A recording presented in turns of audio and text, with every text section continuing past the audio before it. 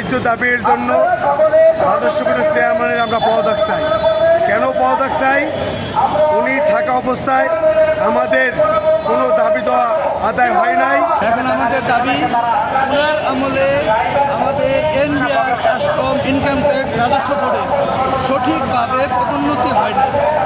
আমাদের নিয়োগ বিধিতে একটা জটিলতা সৃষ্টি করে 3-4টা গ্রুপে পদোন্নতি থেকে উনি বঞ্চিত করছে, যেমন নোটিশ সার্ভার, নিরাপত্তা প্রহরী। আপনি দেখেন কাস্টমসের নিরাপত্তা প্রহরী পদোন্নতি পায়, আয়করের নিরাপত্তা প্রহরী পদোন্নতি পায় না। এটাকে আমরা বৈষম্য হিসাবে দেখছি। উনি প্রশাসন ক্যাডারের লোক, সবসময় সরকারের দোহাই দিয়ে উনি আমাদের প্রতিবন্ধকতা সৃষ্টি করতে, আমাদের মুখ বন্ধ করে রাখতে, আমাদের কথা বলতে দেন, আমাদের এসিআর ভয় দেখায়। ওনার এই দুঃশাসনের জন্য জাতীয় রাজস্ব বোর্ড থেকে যে জাতীয় রাজস্ব আহরণ তার প্রতিবন্ধকতা সৃষ্টি হয়েছে।